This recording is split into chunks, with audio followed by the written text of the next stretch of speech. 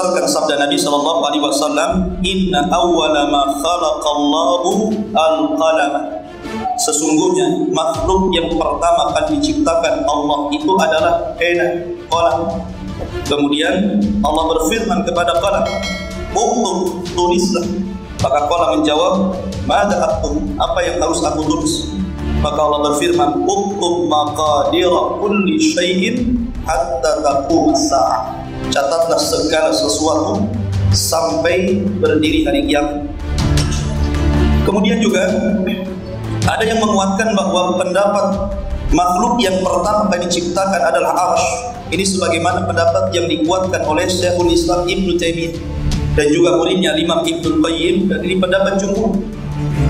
Tapi ada juga yang berpendapat bahwa makhluk yang pertama kali diciptakan adalah air, karena di langit itu ada air. Dan ini pendapat yang dikuatkan oleh Badruddin Al-Aini sebagaimana diriwayatkan dari sahabat Abdullah Ibnu Mas'ud. Ini yang jelas-jelas diperselisihkan. Namun di sana yang tidak jelas, yang tidak ada sandaran dalilnya, ada sebagian orang-orang seperti orang-orang falasifah, orang filsafat, ahli kalam. Mereka mengatakan bahwa makhluk yang pertama kali diciptakan itu akal. Ada juga yang mengatakan bahwa makhluk yang pertama kali diciptakan adalah Muhammad sallallahu alaihi wasallam, dikenal dengan Nur Muhammad. Ini tidak ada dalil. Yang menjadi dalil para ulama atau perselisihan yang jelas-jelas ada dalilnya adalah arsy, kemudian qalam, kemudian air. Walaupun tartib yang disebutkan oleh Al-Hafidz Ibnu Hajar dalam kitabnya Fathul Bari bahwa makhluk yang pertama kali diciptakan adalah arsy dulu, kemudian air, kemudian qalam. Ada yang mengatakan arsy dan qalam itu bersamaan ciptaan, dan itu disebutkan oleh Al-Imam At-Tabari dalam Tarikh At-Tabari. Yang jelas terjadi khilaf para ulama, tapi itulah makhluk-makhluk yang berada di langit. Di langit ada arsy, dan itu makhluk yang sangat besar. Kemudian di bawah arsy itu ada air, karena arsy itu di bawah air, di atas air. Kemudian di sana juga ada qalam. Kemudian kita tahu bahwa setelah Allah Subhanahu wa taala menciptakan arsy, kemudian menciptakan air, kemudian menciptakan qalam, maka 50.000 tahun setelahnya, 50.000 sana, 50.000 tahun setelahnya, maka kemudian barulah Allah Subhanahu wa taala menciptakan langit dan bumi dan isi keduanya. Ada sebagian orang berpendapat tentang masalah langit dan bumi. Ada yang mengatakan bahwa langit itu memiliki 7 tingkatan, dan itu berdasarkan nas Al-Quran. Tapi saya pernah membaca bahwa langit pertama itu disebut raqiyah, dan itu seperti asap yang kita lihat itu awan di atas. Kemudian langit yang kedua disebut kaiduh, warnanya seperti warna tembaga. Kemudian langit yang ketiga disebut al-maru, warnanya seperti cahaya. Kemudian langit yang keempat warnanya seperti perak. Kemudian langit yang kelima warnanya seperti emas. Kemudian langit yang keenam warnanya seperti yaqutatu hadra, zamrud ataupun safir yang hijau. Dan langit yang ketujuh seperti durratul bayda, sangat putih bersih. Tapi sekali lagi, ini dinukilkan dari Israiliyat, tidak ada dalil yang mendasari. Ini hanya sekedar pengetahuan. Masyaallah muslimin yang dimuliakan Allah Subhanahu wa taala, maka langit adalah salah satu ciptaan Allah Subhanahu wa taala yang ada di atas, dan langit itu berbentuk bangunan. Was-sama banaina, dan langit itu kami bangun, dan luar biasanya tanpa tiang tetapi tidak roboh. Antum kalau membuat bangunan seperti ini nggak ada tiang, ini pasti roboh kan? Tapi Allah Subhanahu wa taala tidak menjadikan roboh langit dengan kekuasaan. Masyaallah muslimin, jamaah sekalian yang dirahmati Allah Subhanahu wa taala. Kemudian di atas langit juga ada makhluk yang namanya Sidratil Muntaha. Sidratil Muntaha ini adalah sebuah pohon, dan disitulah akhir daripada ilmu makhluk. Ada yang mengatakan Sidratil Muntaha, dan ini pendapat Abdullah bin Abbas radhiyallahu anhu, bahwa Sidratil Muntaha adalah yantahi indaha ilmul anbiya, bahwa seluruh ilmu para nabi disitulah ujungnya di Sidratil Muntaha. Kemudian juga pendapat yang lain, Abdullah bin Mas'ud radhiyallahu anhu mengatakan bahwa Sidratil Muntaha akhir dari seluruh yang naik dan yang turun. Kemudian juga Dhahak mengatakan bahwa Sidratil Muntaha adalah akhir daripada seluruh amalan hamba yang naik ke langit. Karena setiap hari amalan kita diangkat waktu asar dan subuh. Setiap minggu amalan kita diangkat hari Senin dan hari Kamis.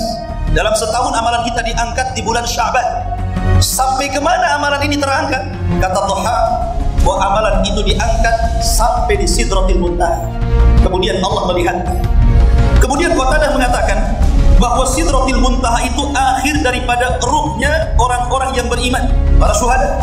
Karena hadis Bara bin Azib radhiyallahu anhu, apabila ruhnya seorang mukmin dicabut, kemudian diletakkan di atas kain kafan dan hanut dari sorga, maka ruh dibawa naik ke atas. Kemudian melewati langit pertama, kedua, ketiga, keempat, kelima, keenam, ketujuh, sampai ke Sidratil Muntaha. Disitulah Allah Subhanahu wa taala berfirman, letakkan catatan amal baiknya fil illiyin, kembalikan ruh kepada jasad.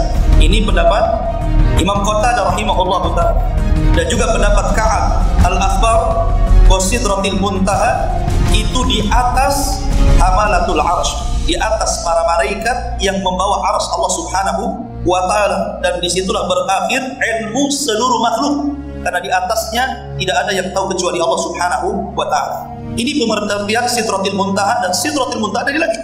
Kemudian juga makhluk yang ada di langit ada namanya Baitul Ma'mur. Baitul Ma'mur ini Nabi SAW pernah diperlihatkan Baitul Ma'mur ketika sampai di langit ke-7. Dalam sebuah hadis, Farufi Ali Baitul Ma'mur, diangkat atau diperlihatkan kepadaku Baitul Ma'mur, yusalli fihi kulla yaumin sab'una alfa malakin, di mana setiap hari di Baitul Ma'mur itu ada 70.000 malaikat masuk ke dalam Baitul Ma'mur, kemudian tawaf, kemudian keluar dan tidak pernah kembali.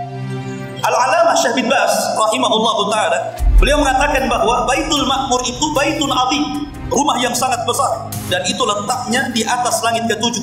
Sebagaimana kata Syekh Utsaimin juga, Ka'bah itu adalah tempat yang dimakmurkan oleh manusia, maka di langit ada Baitul Ma'mur yang sama dengan Ka'bah yang dimakmurkan oleh para malaikat. Jadi kalau di bumi ada Ka'bah, kita tawaf di situ.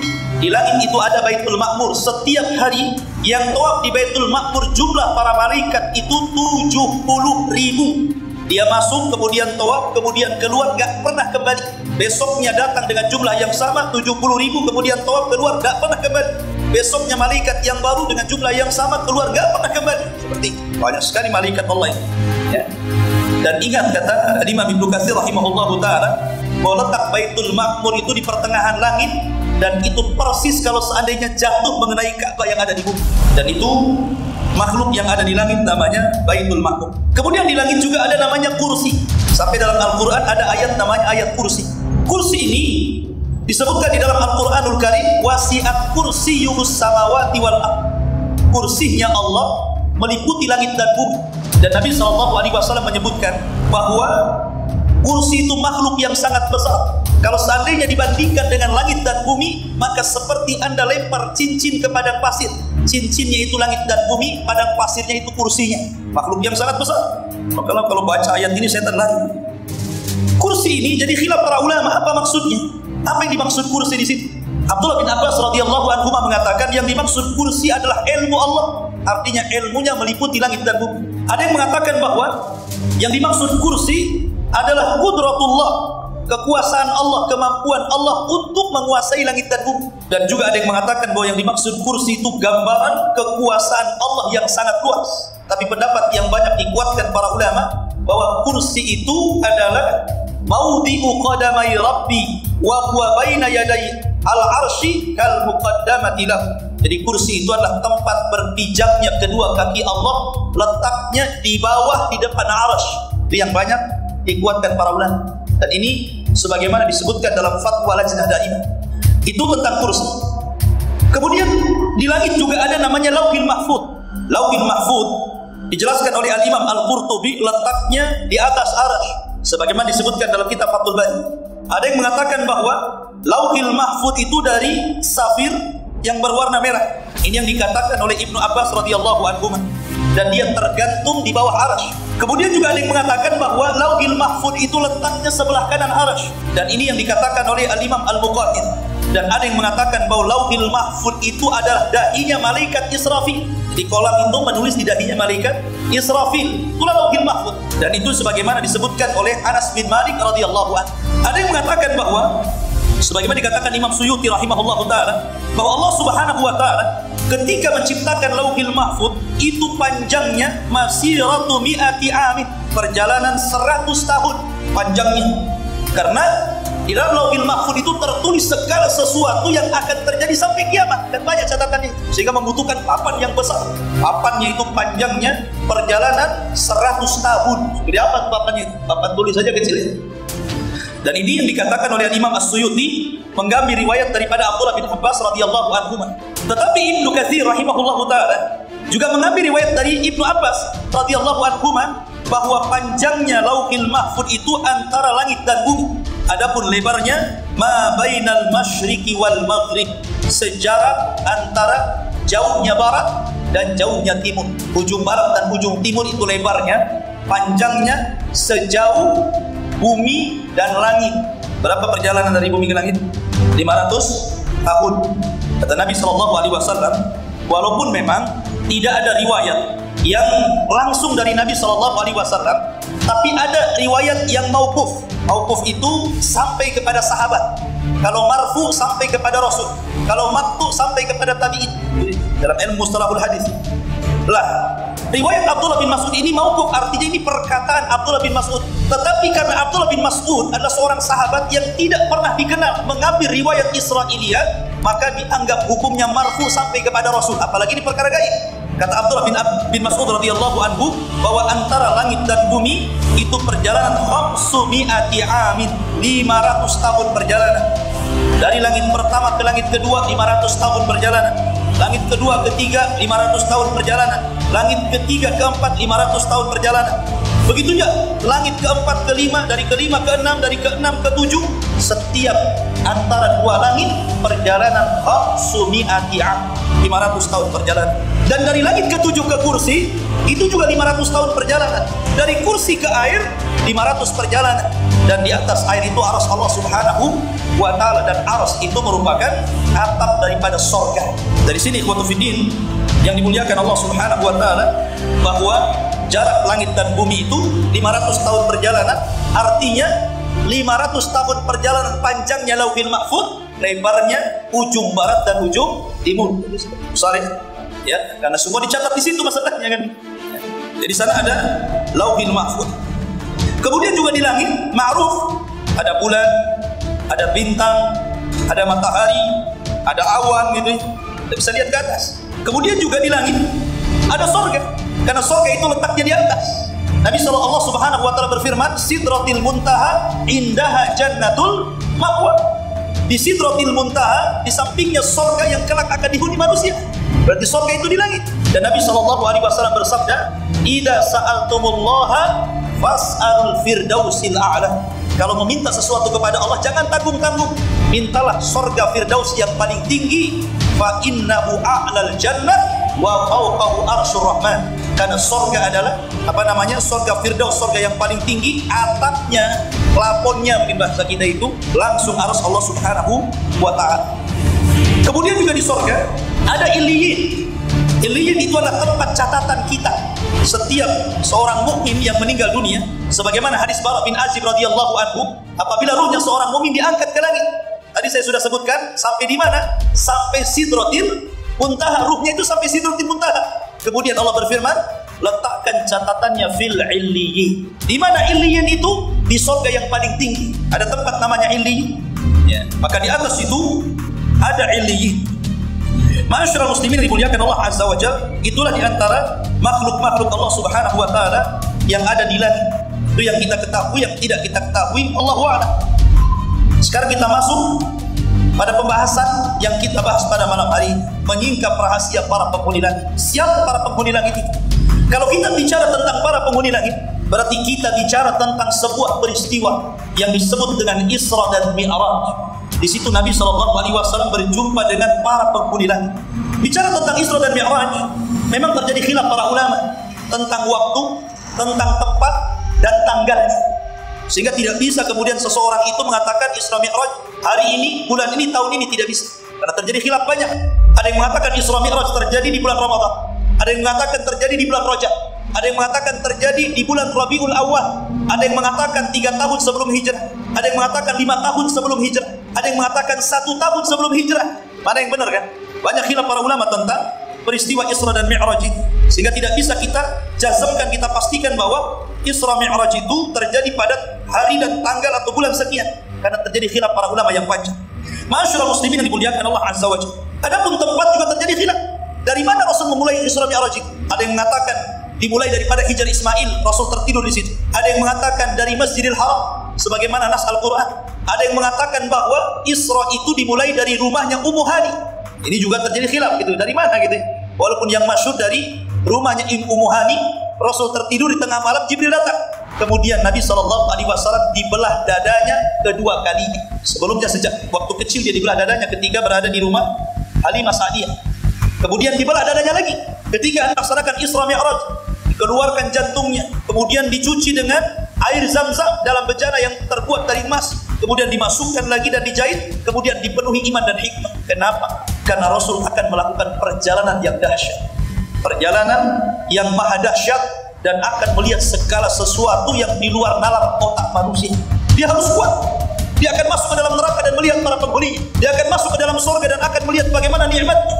Makanya dihilangkan semua kotoran dan dimasukkan iman dan hikmah di situ. Kemudian kita tahu bahwa peristiwa Mi'raj ini dalam rangka tasbitnya, dalam rangka mengokohkan hati Rasul. Karena Rasul itu sedang kecewa, sedang dirundung sedih. Bagaimana tidak? Bayangkan pada tahun yang sama, 2 orang yang selalu membela dakwah Rasul, di mana orang-orang Quraisy tidak berani menyentuh Rasul. Pertama Abu Thalib, yang kedua Khadijah, meninggal di tahun yang sama.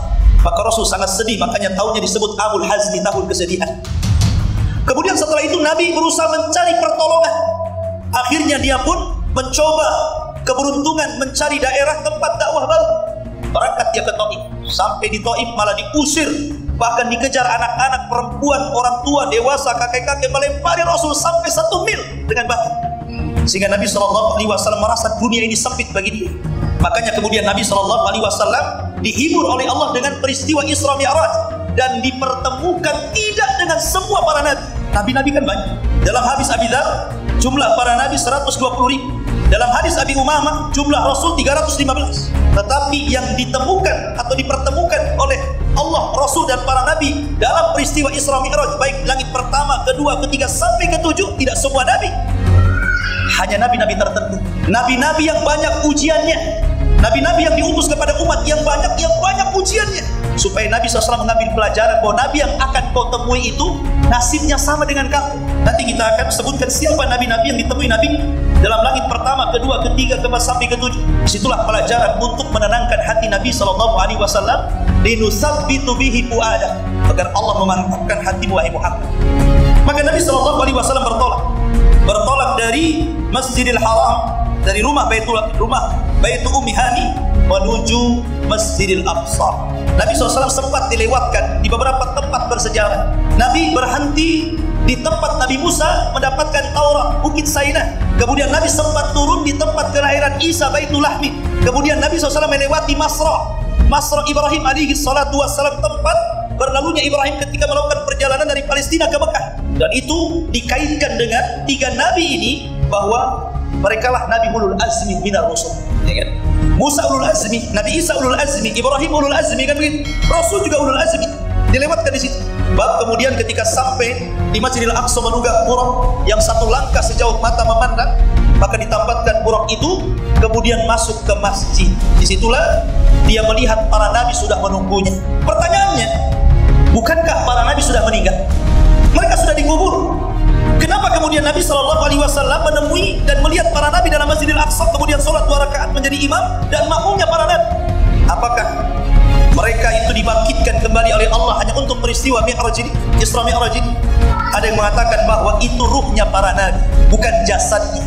Kemudian ruh itu dibuat oleh Allah Subhanahu wa taala tasyakkul, dibentuk seperti jasadnya. Jasadnya tetap dalam kuburan, tapi ruhnya itu dibentuk seperti para nabi dan jenis-jenis rupa-rupa mereka. Maka Nabi pun menjadi imam. Sebelum naik, Rasul ditawari 2 minuman, minum susu atau minum khamar. Padahal ketika itu khamar belum diharamkan, masih boleh minum khamar. tapi Nabi memilih susu. Maka Jibril mengatakan, engkau sudah mencocoki fitrahmu dan umatmu akan mendapatkan hidayah karena fitrahmu ini. Maka Nabi SAW kemudian naik bersama Jibril. Disinilah mulai tema kita tentang siapa para penghuni langit. Maka Nabi SAW naik ke atas langit. Di langit pertama, maka kemudian Jibril mengetuk pintu langit pertama. Ingat bahwa pintu langit itu berada di bawah Masjidil Aqsa. Jadi kalau ingin naik ke langit, lewat Masjidil Aqsa pintunya. Kenapa? Ya itu jawabannya. Kenapa Rasul tidak langsung ke Mekah, dari Mekah ke Sidratil Muntaha? Kenapa mesti ke Masjidil Aqsa? Kata para ulama, karena hanya dari Masjidil Aqsa inilah pintu langit terbuka. Makanya Nabi SAW bersama Jibril lewat dari Masjidil Aqsa naik ke langit pertama. Kemudian Jibril mengetuk pintunya. Malaikat penjaga pintu langit mengatakan, siapa kamu? Saya Jibril. Siapa yang bersamamu? Muhammad. Apakah telah diizinkan dia?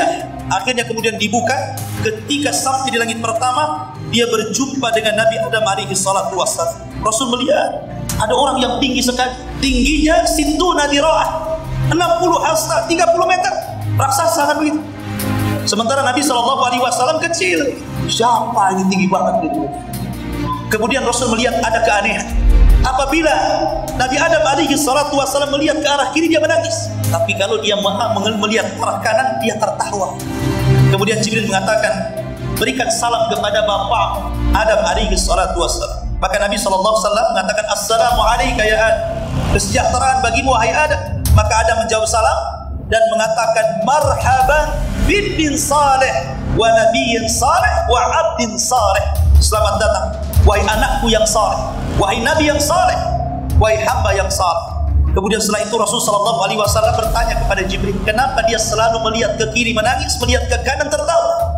Maka Jibril mengatakan, apabila Adam melihat ke kiri, maka dia diperlihatkan umatnya yang kufur kepada Allah, kemudian ditakdirkan masuk neraka. Maka dia menangis. Apabila dia melihat ke kanan, maka dilihatnya orang-orang dari umat yang beriman kepada Allah dan ditakdirkan masuk surga. Maka dia tertawa. Setelah itu kemudian Nabi SAW naik ke langit yang kedua. Disitulah Nabi SAW berjumpa dengan dua nabi yang kedua-duanya mendapatkan ujian dan cobaan yang luar biasa. Dan ini pelajaran bahwa sebagaimana dia lalui, bagaimana dia diancam, dibuli dalam dakwahnya, dikejar-kejar, bahkan ada ancaman pembunuhan. Dua nabi ini juga sama. Di langit kedua dia berjumpa dengan Nabi Isa bin Maryam dan Nabi Yahya ibn Zakaria. Yahya bin Zakaria mati dipenggal lehernya oleh prajurit suruhan raja.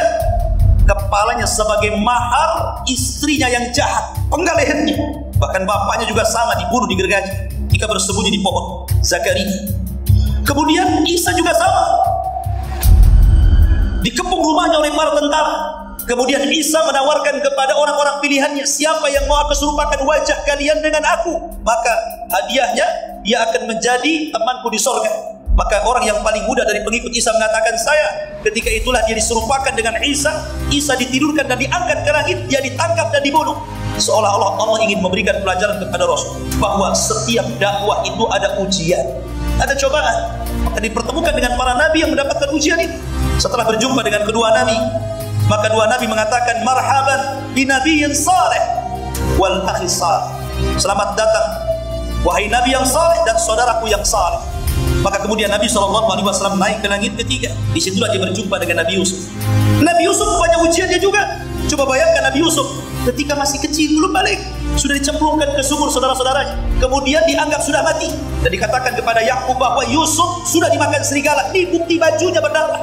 Padahal Yusuf berada di dalam sumur. Kalau Allah tidak takdirkan tidak ada yang menolong, mati di dalam sumur. Tapi Allah menghendaki sesuatu, Allah jadikan sebabnya. Datang kafilah dagang, hendak mengambil air, rupanya ada anak kecil. Kemudian diangkat, dibawa pergi ke Mesir, dijual pula jadi budak. Dia bertahun-tahun jadi budak, bersuruh, banyak ujiannya. Maka Nabi SAW berjumpakan dengan Nabi Yusuf. Dan Yusuf ini mewarisi separuh ketampanan Adam. Ketampanan Adam ini kalau dibagi dua, yang separuhnya diberikan kepada seluruh keturunan Adam, yang separuhnya lagi diberikan kepada Yusuf. Yusuf itu tampan sekali. Makanya Allah Subhanahu wa ta'ala mengatakan, lamma ra'ainahu akbar wa qata'na aydiyahun wa qulna hasya lillah ma hadha bashara in hadha illa malakun karim. Jadi ketika Yusuf berjalan di wanita-wanita itu, kawan-kawannya Zulaikha, mereka sedang mengupas buah. Tiba-tiba ketika melihat ketampanannya, saking khusyuknya dipotong-potong jarinya. Nggak terasa itu. Orang kalau khusyuk kan nggak peduli ya. Kayak anak kecil main game saking khusyuk itu, lapar 2 hari nggak makan nggak. Biasa aja kan gitu. Nah khusyuk kan gitu. Kemudian mereka mengatakan hasya lillah ma hadza basyara in hiya illa malakun in huwa illa malakun karim. Ini bukan manusia, ini malaikat ini kan. Saking ganteng. Ya. Allah itu Yusuf alaihi salatu wasallam dipertemukan oleh Allah dengan Nabi sallallahu alaihi wasallam. Kemudian naik ke langit yang keempat. Nabi SAW berjumpa dengan Idris. Idris juga banyak ujian. Dia dihadapkan dengan umat yang rusak dari kabilah Qabil, sehingga banyak bertentangan dengan Idris. Kemudian setelah itu naik ke langit kelima berjumpa dengan Harun. Kemudian naik langit keenam berjumpa dengan Musa alaihi salatu wassalam. Yang banyak sekali rintangan baik dari musuh-musuhnya ataupun dari umatnya sendiri Bani Israel. Nabi Musa ini luar biasa sabarnya dengan Bani Israel. Mereka ketika kufur minta mujizat, dikasih mujizat, beriman kufur lagi, minta mujizat lagi, dikasih mujizat, kufur lagi. Sabar Nabi Musa. Sampai akhirnya Nabi Musa ketika melihat Nabi SAW dia menangis. Kemudian dia mengatakan di hadapan Nabi SAW, kamu ini anak kecil, gulam, tapi pengikutmu banyak sekali melebihi pengikut, sehingga dia menangis. Karena Musa kalah pengikut, kalah jumlah pengikut dengan Nabi SAW. Dalam waktu yang singkat Rasul bisa mendapatkan pengikut jauh lebih besar dibandingkan seluruh para Nabi dan Rasul, termasuk Nabi Musa. Makanya ketika Nabi SAW diperlihatkan umat di padang mahsyar, kemudian dia lihat ke arah kiri ada umat yang sangat besar. Kemudian Rasul mengatakan, fadhanantu annahum ummati, sangka itu umat. Jibril mengatakan, bukan, itu Musa dan kaum. Ketika dia melihat ke sebelah kanan ada umat yang lebih besar daripada umatnya Nabi Musa. Kemudian dikatakan, itulah umatmu. Dari mereka ada 70.000 orang yang masuk surga tanpa hisab dan azab. Orang yang tidak minta ruqyah, orang yang tidak minta kai, orang yang tidak tatayun, dan orang yang senantiasa tawakal kepada Allah Subhanahu wa taala. Baru setelah itu kemudian Rasul naik ke langit yang terakhir, langit ke-7, berjumpa dengan Ibrahim.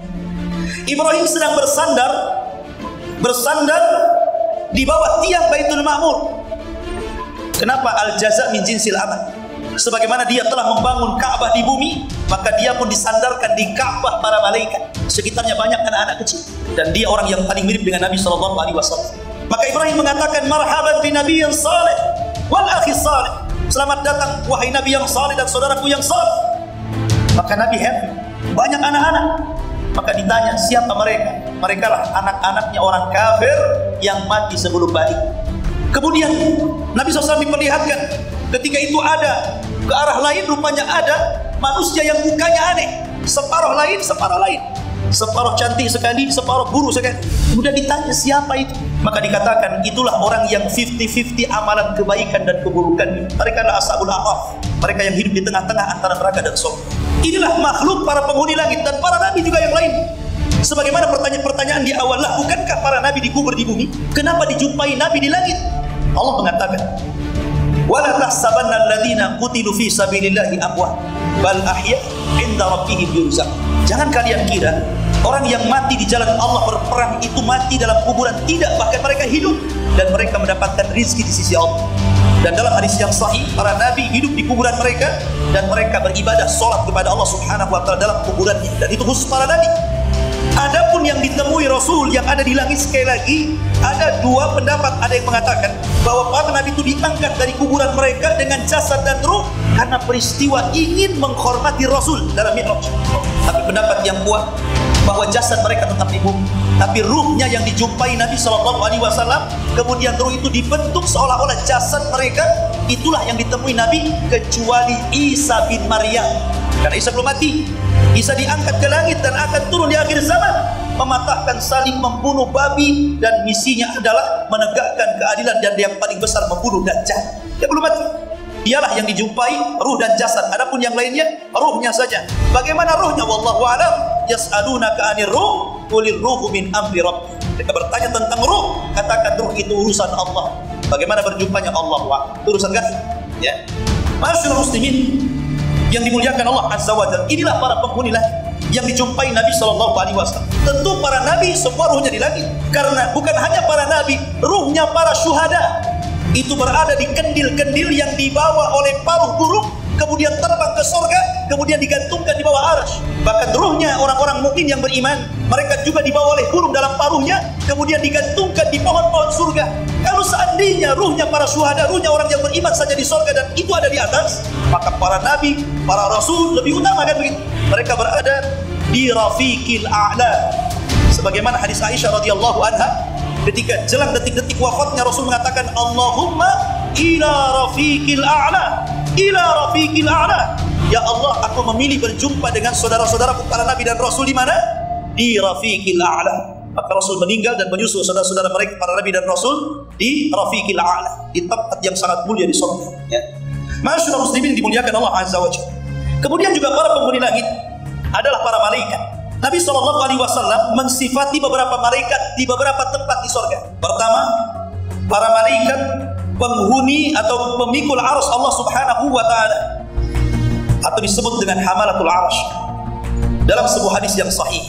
Karena Allah berfirman kan, alladzina yahmiluna al-arsya wa man haulahu yusabbihuna bihamdi.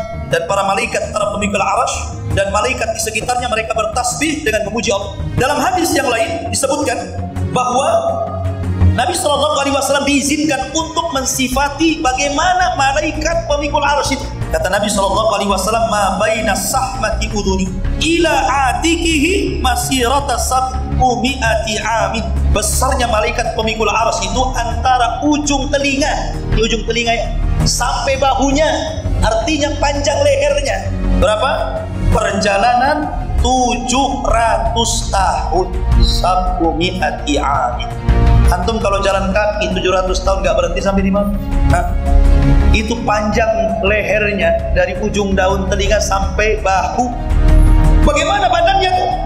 Maka dalam riwayat yang lain, tinggi besarnya malaikat hamalatul arsy ini, kata Nabi SAW, kakinya menancap sampai di bawah lapisan bumi yang paling dalam. 7 lapis bumi yang paling dalam itu kakinya. Sementara arsy Allah Subhanahu wa taala berada di pundaknya. Sebesar apa itu? Kakinya harus sampai ke dasar bumi yang paling tinggi, yang paling rendah. Kemudian menjulang ke atas, arsy itu berada di bahunya. Besarnya malaikat hamalatul arsy. Dan itu diperlihatkan oleh Nabi di langit. Ya. Kemudian juga Nabi SAW diperlihatkan bahwa tidak ada ruang 4 jengkal jari kita di segini 4 jengkal. 4 asabi gitu kan, 4 jari, ruas jari 4 kita itu. Tidak ada ruang 4 jari di langit kecuali di situ ada malaikat yang sujud sampai kiamat. Oh banyak itu. Berarti kan rapat tuh malaikat di langit itu. Dan itu berdasarkan hadis Nabi SAW. Kata Nabi SAW, inni ara ma la tarab wa asma ma la tasma'un. Aku melihat apa yang kalian tidak lihat, aku mendengar apa yang kalian tidak mendengar. Afatis sama wa huqalaha kanta'id ma fiha mawdi'u arba'i asabi illa wa malakun wadi'u jabhatahu sajidan lillah. Apa kata Rasul? Dan langit merintih, dan sudah selayaknya langit merintih. Tidaklah, kata Rasul, setiap ruang dari 4 jari kecuali ada malaikat yang meletakkan dahinya sujud kepada Allah sampai kiamat, gak bangkit-bangkit. Diciptakan langsung sujud, dan itu tidak pernah diangkat sampai kiamat dibangkitkan. Kata Rasul, lau ta'lamuna ma a'lamu la dhahiktum qalilan wa la bakaitum katsira. Kalau kalian tahu apa yang ku tahu, pasti kalian akan sedikit tertawa dan banyak menangis. Rasul diperlihatkan neraka ketika Mi'raj. Kemudian juga ada malaikat yang ada di Baitul Ma'mur yang sudah saya singgung tadi. Rasul diperlihatkan Baitul Ma'mur. Disebutkan bahwa setiap hari 70.000 sab'una alfa malakin yusalluna fi. 70.000 malaikat sholat di situ setiap hari. Kemudian itulah kesempatan terakhir mereka untuk beribadah kepada Allah, kemudian pergi dan tidak pernah kembali. Ada yang mengatakan meninggal, kemudian diciptakan dengan jumlah yang sama, kemudian meninggal lagi. Ada yang mengatakan entah kemana perginya. Di sini Allah mengatakan, wa ma ya'lamu junuda rabbihi illa hu. Tidak ada yang tahu jumlah berapa malaikat itu kecuali Allah Subhanahu wa taala. Kemudian juga di langit ada malaikat yang menjaga langit, yang membuka dan menutup pintu langit. Sebagaimana Allah berfirman dalam Al-Qur'anul Karim, la tufattahu lahu abwabus sama wa la yadkhuluna al-jannah hatta yalijal jamalu fis samil khiyam.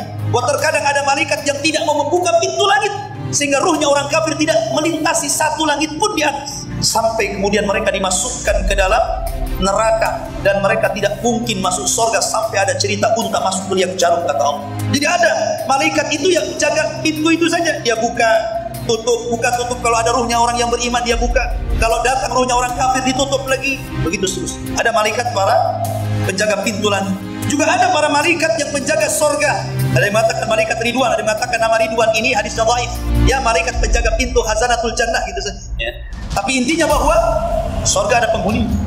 Kemudian juga para penghuni yang ada di langit, ruhnya para syuhada, ruhnya orang-orang yang beriman, ruhnya para nabi dan rasul, mereka para penghuni langit. Bahkan para penghuni langit adalah al-hayawana, hewan-hewan yang ada di surga. Kemudian bidadari-bidadari yang ada di surga, mereka para penghuni langit. Dari mana Allah ciptakan binatang?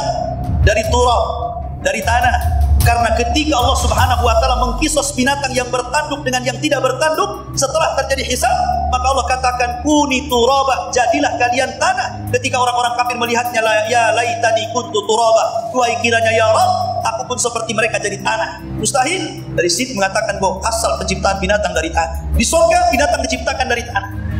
Adapun bidadari diciptakan dari apa? Nabi SAW bersabda tentang masalah bidadari. Kata Nabi SAW, uliqatil hurul 'ain minal za'farah, bahwa bidadari di surga itu diciptakan dari minyak za'farah. Wanginya seperti apa? Ya kan? Terkadang kita aja manusia diciptakan dari tanah, asal ciptaannya dari tanah gitu kan. Wanita itu cantik luar biasa, antum aja dah nggak berkedip-kedip, ngantuk aja jadi nggak ngantuk. Gimana itu ciptaan dari tanah loh ya? Ini bidadari dalam riwayat bahwa bidadari itu diciptakan dari ujung jari sampai ke lutut itu dari za'farah. Kemudian dari lutut sampai ke susu dia, ke dada dia gitu, itu dari minyak misik. Kemudian dari dada dia sampai leher itu dari ambar. Ambar itu minyak wangi yang mahal, yang berwarna putih itu yang sangat harum. Dan dari leher sampai kepala dari kafur. Tapi bukan kafur gamping di bumi, kafur sana adalah surga. Ya. Sehingga kalau dilihat ya talaklah, ya, bercahaya sebagaimana matahari menerangi bumi, maka wajahnya bidadari menerangi surga. Wanginya seperti apa? Bagian-bagian tubuhnya dari minyak wangi semua gitu ya. Luar biasa. Ada bidadari baru bau ketiak ya. Lain dengan ibu-ibu kalau nggak pernah mandi bau ya. Ini bidadari surga, dan itu para penghuni langit. Diciptakan Allah Subhanahu wa taala. Ya. Dahulu Adam penghuni langit, Hawa penghuni langit, iblis penghuni langit. Tapi karena ketiga-tiganya bermaksiat kepada Allah, Allah turunkan mereka. Qulna bitu minha jami'ah. Keluar kalian. Adam, Hawa, iblis, keluar kalian. Turun kalian ke bumi. Jadi itulah para penghuni langit dan makhluk-makhluk yang kita tidak tahu, yang hanya tahu Allah Subhanahu wa taala. Tapi yang jelas bahwa langit itu adalah tempat yang tidak ada maksiat di situ. Berbeda dengan bumi. Kalau bumi itu sarangnya maksiat. Kalau langit itu tempatnya ibadah kepada Allah, siapa yang bermaksiat langsung diturunkan ke bumi. Sebagaimana ketika Adam alaihi salatu wassalam. Makanya ketika iblis bersumpah di hadapan Adam dengan mengatakan wa qasamahuma inni lakuma laminat nasihin. Iblis bersumpah kepada Adam dan Hawa, saya ini penasehat kalian. Allah melarang kalian memakan buah larangan itu karena takut kalian jadi malaikat atau kalian kekal di surga. Adam berpikir, mana mungkin di dunia malaikat ada orang yang bersumpah karena kedustaan. Akhirnya kemudian dia pun mengikut gaya iblis, makan pula buah ini. Gara-gara maksiat diturunkan dia ke bumi, karena langit bukan tempat maksiat. Oleh karena itulah ikhwatul fiddin yang dimuliakan Allah Azza wa Jalla, kita hanya berdoa mudah-mudahan kita salah satu daripada ruh kita saat menjelang kematian adalah ruh yang sampai ke Sidratil Muntaha, karena itu alamat husnul khatimah.